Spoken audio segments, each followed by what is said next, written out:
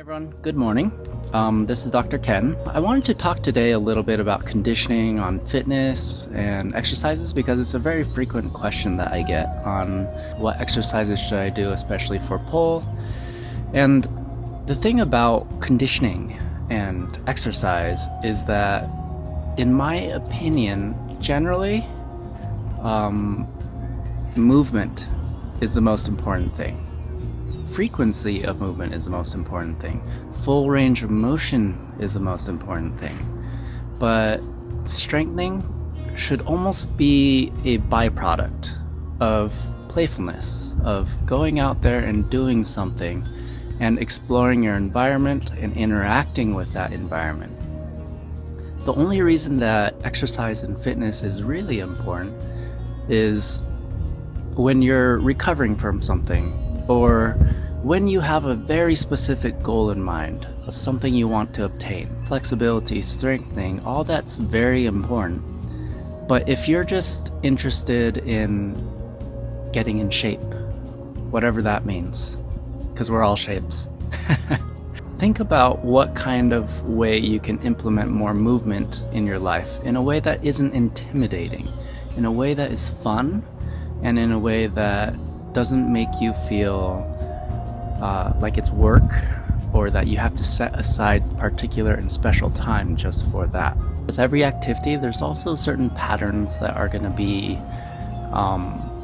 found in the body, particular to the activity. So in climbers, their hands and their forearms and their elbows are going to take a lot of strain.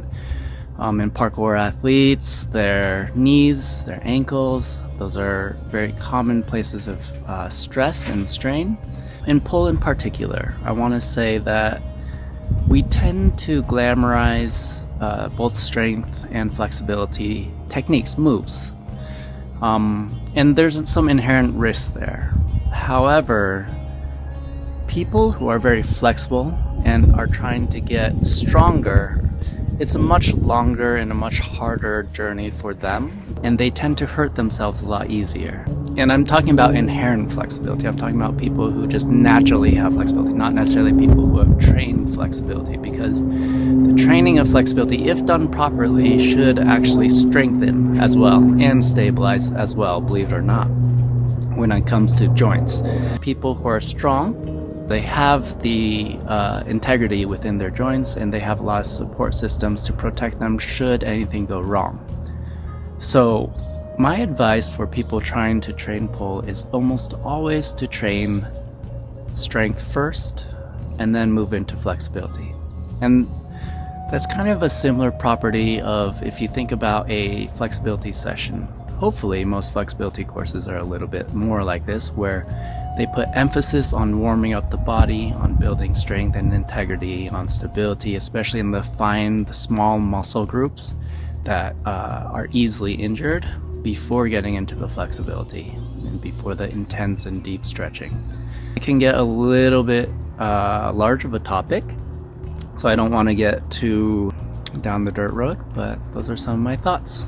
So this was another Dr. Ken's perspective. If you're interested in learning more from me, please do go to my website, poleninjatutorials.com. This video was shot specifically for LUPIT, and I'm very thankful for their poles. They continue to raise the bar and to improve the quality of whatever they're putting out. They tend to constantly explore new possibilities and experiment with new ideas. They take feedback, and they have a very ethical system of sourcing their materials. So there's a lot of reasons I want to support this company, and they're just good people in general. So I'm really glad to have them in the pole community. We as a community can support these people who are creating a great product that improves the safety for everyone. Alright guys, we'll talk to you later.